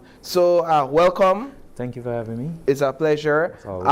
So, what's some of the key things to highlight about this year's women's cross country Well, race? one of the things that I will start off with pointing out, it's the the face of women cycling in Belize, Kaya Katuse's last cross country. So I heard. Yes, so this is going to be something special for her, and it essentially for us, I believe it's like the passing of the baton. She now is hanging it up, so we have to now look to the other female cyclists in Belize to see who's going to be the new face of cycling in Belize. One thing I want to point out is that we have several up-and-coming, promising young ladies that will be competing as well with Kaya. Kaya, I'm sure, will want to finish it off on top of the podium, but all these young ladies essentially will be fighting to prevent that from happening. So I think this one is a special one. Kaya has been the face of Belizean cycling in Belizean female cycling in Belize for the past couple of years. So I think it's only fitting that we kind of give her praises as she hangs it up after this week. I actually asked her to come with me, but she said, Mike, I never ride yesterday. I need to get in them miles just to make sure that I'm prepared. So yeah, and I was with her at an event last night, and she was there all up late into the night. Yeah, the consultation. Well. Yes, the consultation. So I'm surprised that she would even go to ride. So that's one of the highlights. That's one of the fact that Kaya is having her last ride per se cross country. That's cross country ride, yes. So basically we have approximately 10 riders, 10 female riders. We have 2 foreigners that will be coming. We have Miss Mariana Valdez. She's of Mexican descent. She's coming to compete. And we have the silver medalist from last year's Caribbean Championship from Bermuda, Miss Gabriela Arnold. She enjoyed Belize so much that she says she has to come back. So I believe those are the 2 females we have right now. I know we had interest from the Cuban national team to come ride, but there's still some level of uncertainty if they will actually make it, considering the situation in Cuba right now. What's the vision for the women's cross country race? Well, right now we have been partnering with Puma for the last at least 5 years. Puma, as their corporate responsibility, has taken on leading role to kind of promote the cross country. So they have pushed and keep pushing us and keep providing the support as a part of their corporate responsibility to ensure that we grow it. We're trying our best to grow the female field as best as possible. It's not growing as big as the males, but we do have several promising young ladies. We actually have one of our junior cyclists, Miss Irene Baki, who has gotten a scholarship to go to France later on next month to actually do some training in Europe. So we are hoping to see big things from her. She has shown the capacity to do it. So this is where we're trying to go, and we're trying to similarly get other young female encouraged and see if we could get other opportunities for them. Now, Irene is one of the names that comes to mind out of the many when you talked about handing over the baton. Definitely. Because I've watched Irene race, and if it is one thing you could say is that she's not a pushover. She won't just take a loss or settle for second or third. Irene has even in many cases given Kaya a run for her money. And so that is to say that the future looks bright where our young women at least are concerned. That is correct. One thing I could see with all of them, they have heart. They leave it all on the pavement. They don't take home anything in the tank. When they're finished, it's usually helping me off my bike because I left it all out there. Okay. So now in terms of this year's race, what does the course look like and the station prizes? The course pretty much is the same. It is kind of locked in. We start in front of the police station in San Ignacio. We go over the Hawksworth Bridge, where we come all the way down the George Price Highway, to Central American Boulevard, and we take the boulevard over the Belcan Bridge all the way down Princess Margaret Drive to finish in front of Digi Park. The same place the Holy Saturday cross country finishes. That's the same place that the women cross country finishes. How many miles is that? That's about 70 miles. 70 miles. Correct. And so if the day is hot, that's 70 miles under the sweltering heat. That's correct. Riding for these young ladies. That's correct. It's what they signed up for, I think. It is what they signed up for. And in terms of prices, what has support been like for that? Well, in relation to the prizes, Puma sponsors the finished prizes. We also have support from the Santiago Castillo group, who also provides baskets, etc. And we have several other smaller sponsors that provide support for the women. As it relates to station prizes, the general public has been given. The Federation sent out a Google form link that you put in your information and then simply deposit to the Federation account. So we've seen that coming in as well for both the women and the Elite Cross Country Cycling Classic. So I don't have a final list of station prizes as yet, but when I checked earlier, it was in excess of 15 already. Wow. Yes. So what's the main prize at stake? The first place prize, don't quote me, I believe it's $3,000. Okay. Yeah, so there are, apart from several other great prizes. Yeah. But yeah, it is coming in. Usually we see it kick up the days immediately before the event. We see the influx of prizes. Correct. So right now I say we have about 15, but who knows, by the end of the day tomorrow we might be all the way up onto 25, 30 prizes, because people are just when they see and when they start getting the hype, that's when they start donating. No. What I do note, however, is that there has been that the growth of women's cycling has been slow. It has been. Right. Last year was similar to this year in terms of the amount of riders. What's the challenge? The challenge is that I don't know, females are not, I take it they have, I'm going out on a limb here, they might have other priorities similarly, maybe they be looking into family planning, etc.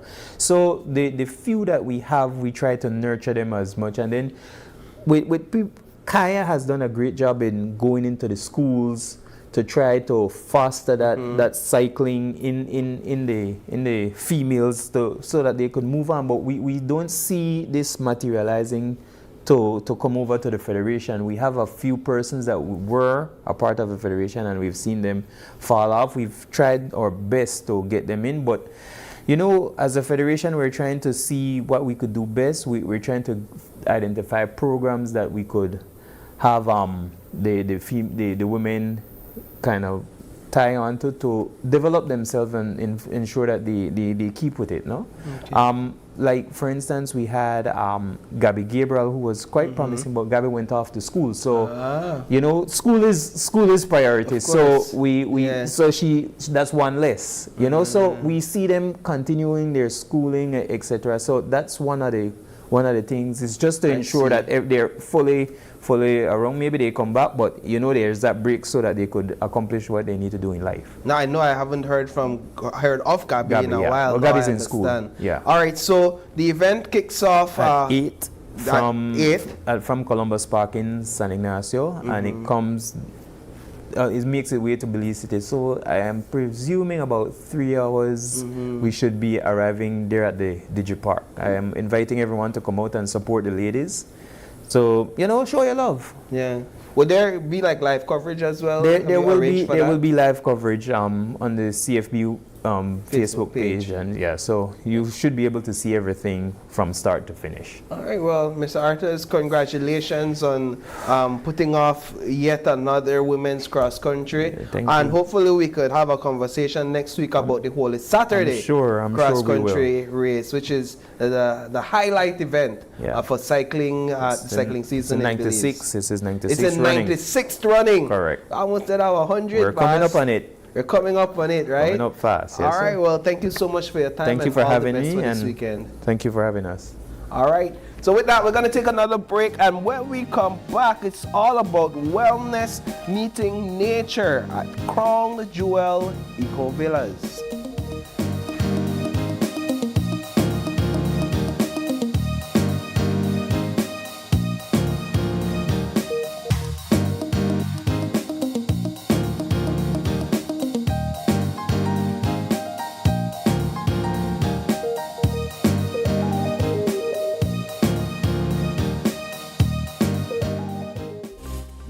Full-Tech Systems understand that technology isn't just a tool, it's a game changer. At home, smart devices and AI are revolutionizing daily life. In education, tech is making learning more interactive and accessible for students and educators alike. For businesses and government, it's driving innovation, streamlining operations, and unlocking growth, leveraging tech for better services, infrastructure, and security. At Full-Tech Systems, we help you thrive with cutting-edge solutions, partnering with leaders like Dell, HP, Microsoft, APC, Fortinet, Cisco, and Tomy Inc. We deliver the right products for your needs, whether it's boosting efficiency, improving customer engagement, or scaling operations. Connect with us and let's drive innovation together. Full-Tech Systems, your technology center, where you come for the price, but stay for the service.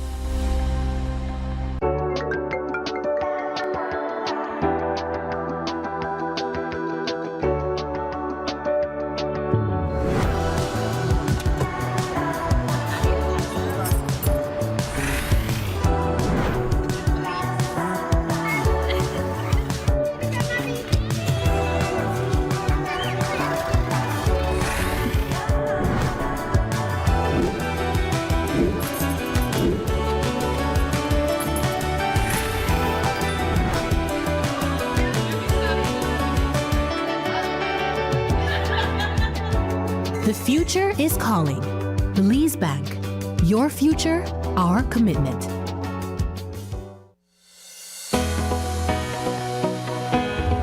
Connection isn't something you switch on. It's something you build together. Connected through culture. Culture isn't preserved in silence. It's kept alive through participation. Connected through education. Education doesn't always look like a classroom. Sometimes it looks like someone taking the time to teach and someone else choosing to learn. Connected through sports. Before the wins, before the applause, there's belonging. Here, young people learn more than how to play. They learn how to stand together. Connected through community. Community isn't a campaign, it's showing up. Not once, but every time it matters. Connected through you. Behind every connection is a person who cares, people who listen, people who stay. We don't just connect services, we connect you to your world. Connected through every chapter. Smart, bringing people together.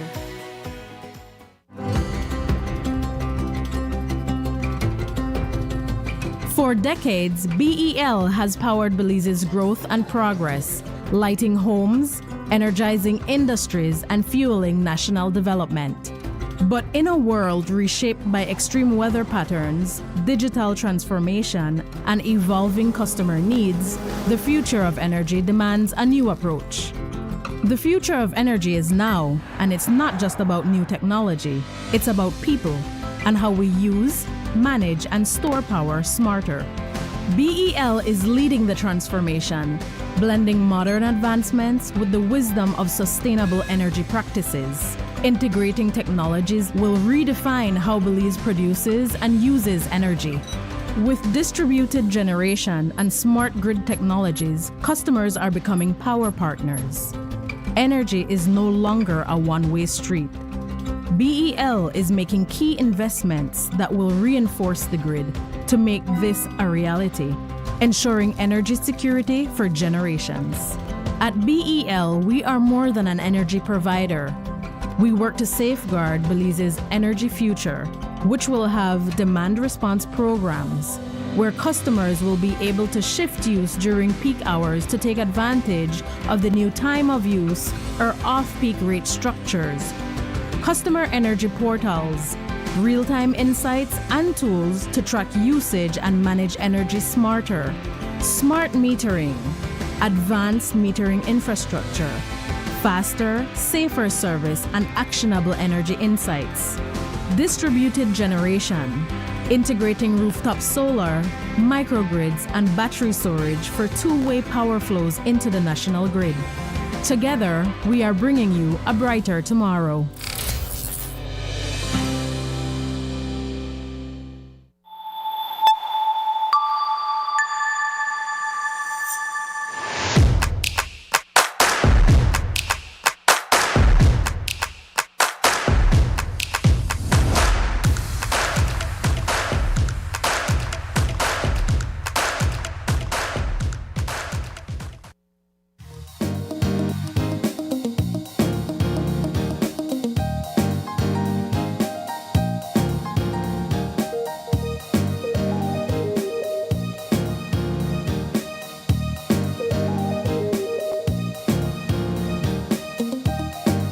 Welcome back. This is our final conversation, and it's all about wellness meeting nature at Crown Jewel Eco Villa.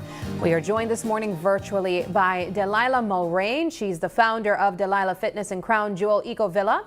And also joining her virtually is Kwasa Kapara. She's the owner of Body Culinary. Ladies, thank you so much for joining us. Good morning. Good morning. Good morning. Good morning. I'll tell you, wherever you guys are right now, that's the type of vibe I'd like to get into. It looks, very green and grounding. Good morning from wherever you're tuning in right now. Where are you guys? Belize. All right. Yeah. You guys, I imagine, are at the Crown Jewel Eco Villa. Well, actually, we're in our garden, so we're about 15 minutes away. We're a little short bicycle ride away from Crown Jewel. So we go back and forth on our bicycles all the time. Oh, so I right love here that. San Ignacio, actually. Oh, perfect. Another reason why we love San Ignacio, why we love the West. Well, ladies, tell us a little bit about yourselves and your venture that you are in right now, being a part of Body Culinary. I'll tell you, you ladies look so healthy, so fit. I'm just so inspired. Me and Paul were watching from here, and we just want to know a bit about your journeys and how you got to this point right now. Okay, do you want to start, Delilah? Yeah, we have been here for 11 years in Belize, but we want to be part of the solution. So we have noticed a rise. Oh, I am a cancer exercise specialist, a certified nutritionist, and a fitness trainer. And I've been doing this for 40 years. I've worked in Reebok Sports Club. I worked at New York Sports Club. So a lot of the top facilities and I came to Belize 11 years ago, and I just want to be part of the solution as far as dealing with diabetes and cancer. I'm a cancer exercise specialist, so I wanted to use my skills and help the Belizeans. Mm-hmm. And I am Kwasa. I am a mother. A classically trained chef, but my specialty is whole, fresh living and unprocessed foods. I'm also a fitness trainer, former fitness competitor, yoga instructor, kettlebell, postnatal certified. So this is a path I've been on, going on 4 decades in foods and fitness. So this is really a lifestyle, and Belize is the perfect place for a natural fitness lifestyle. Well, both over 55. Wow, what? Naturally, so. No. Yeah, I'm 60. I do not believe that. Wow. Yeah, I'm 60, and she don't want to say her age, but I'm 60. I'm over 55. Please invite me into your community and never let me leave. I would literally, that sounds like heaven. Wow. Well, ladies, there's so much that we can unpack from that. First off, I definitely want to know a little bit more about what cancer fitness or cancer exercising looks like. We know that has been such a hard topic for a lot of people to discuss when we talk about exercising and what it can do for fighting certain sicknesses as well. Delilah, share a bit about what exercising and health and wellness has to do with fighting off diseases and even reversing aging in some cases.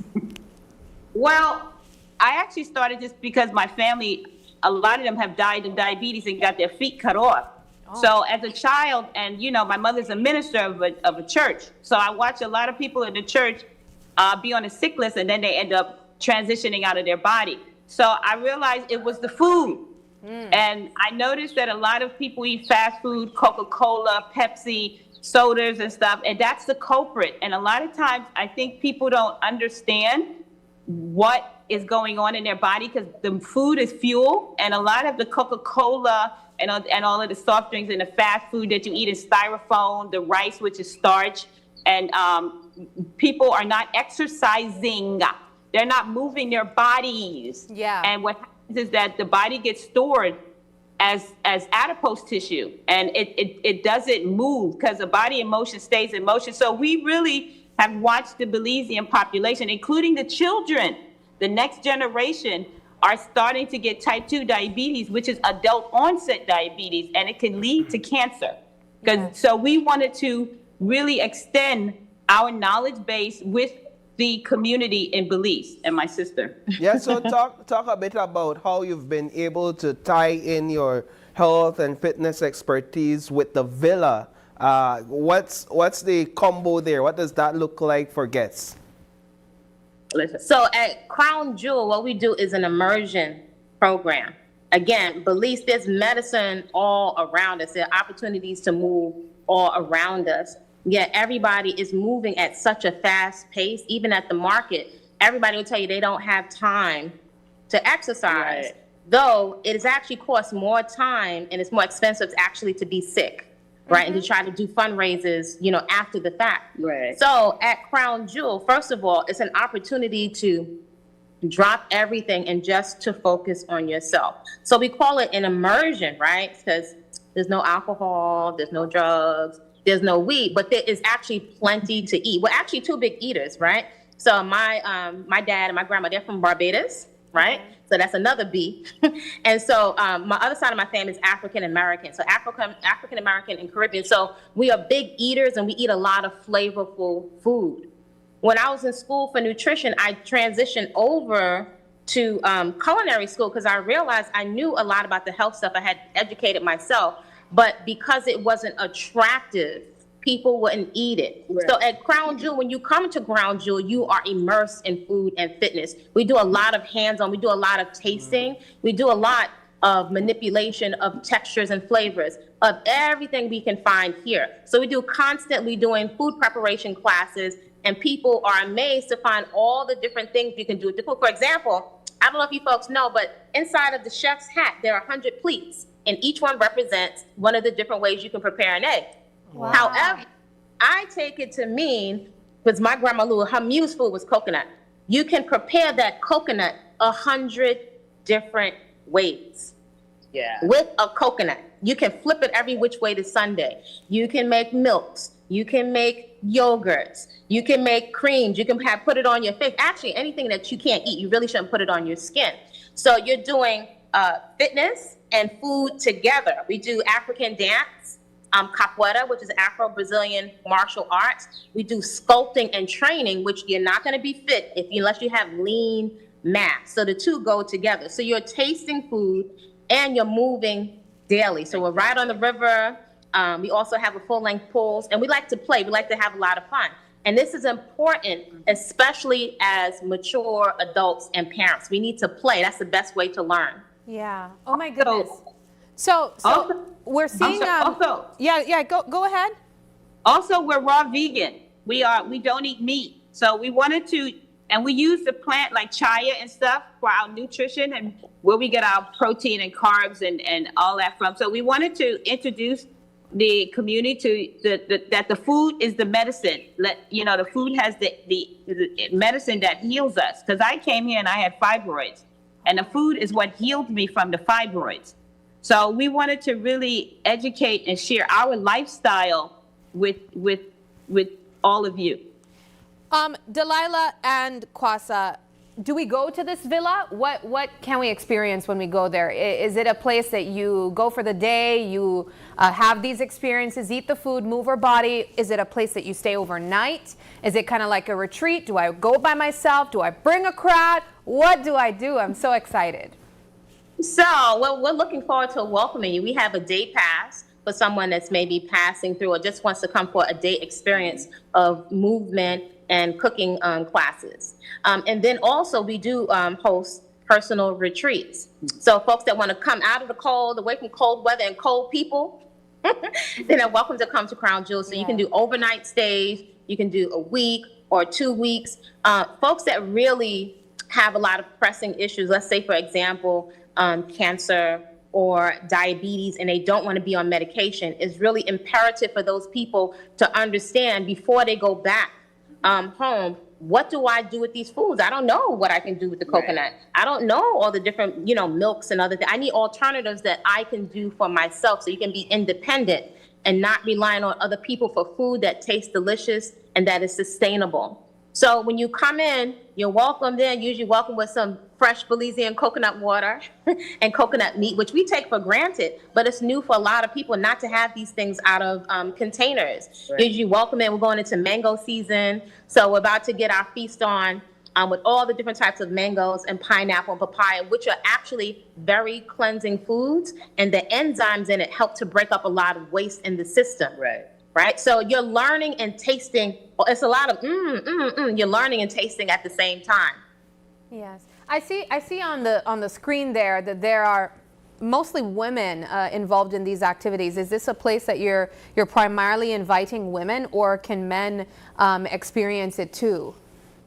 Men can experience it too. Sometimes we have people that want to come as couples, though we find the people that are the most interested in change have been women, professional women, working women, sometimes feeling like I don't have time to stop, but now they don't want to be on medication, or they've just had a surgery and now like they have to change. So it seems like the biggest response has been from women. A lot of nurses. Yes. You would be amazed at the amount of nurses that are in such poor health. It's shocking. The amount of teachers, the amount of corporate finance people. And doctors. We get a lot of doctors. We train doctors. So we get a lot of doctors and people in the medical industry that come to us for help because they realize that what the drugs are actually tearing down the system. So we actually educate a lot of the doctors and nurses. Mm-hmm.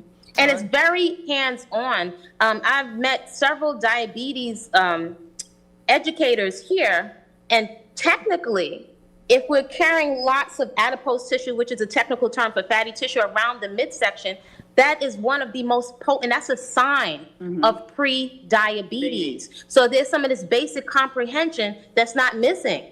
People don't realize this is a sign of insulin resistance. Right. And what's going to help insulin resistance? Movement and putting on muscle. You're not going to get bulky unless you're taking steroids. Yes. Wow. How do people reach out to you all if they want to find out more and if they want to be a part of the movement? Okay, so you can find us on social media on Instagram at Crown Jewel Echo Villa. And you can also find us at Delilah. Or you can go to DelilahFitness.com. So DelilahFitness.com, and just register and let us know what you're interested in, and we'll get back to you. And also, you can find me on Instagram at Body Culinary. So I do what I call a movement practice. Most people call it exercise, but I do train with women every single day because this consistency makes a big difference when you're trying to do a body recomposition. So you can feel free to DM me at Body Culinary on Instagram. Oh, this is fantastic. Ladies, thank you so much for this conversation. This is exciting. I know that a lot of people will find the services and even the information that you guys just shared very useful to their health and wellness. We wish you guys all the best. Thank you. Thank you. All the best. All right, I think that's a wonderful way to close off the morning. We had some great conversations this morning, Paul. And we want to say thank you to everyone who joined us and you guys for tuning in and commenting and sharing your thoughts as well.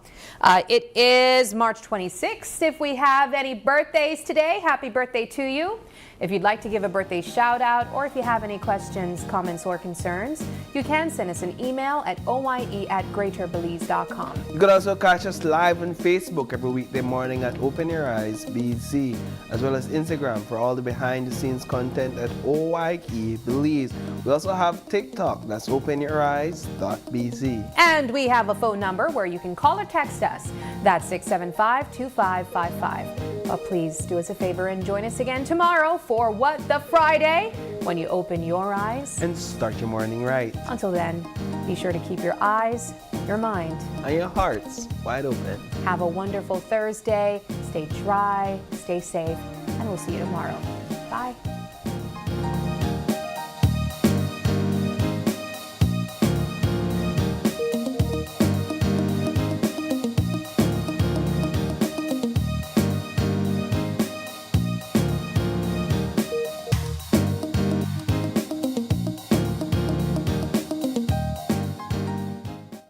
Open Your Eyes was brought to you by the Belize Bank, our country, your bank, and SMART, bringing people together.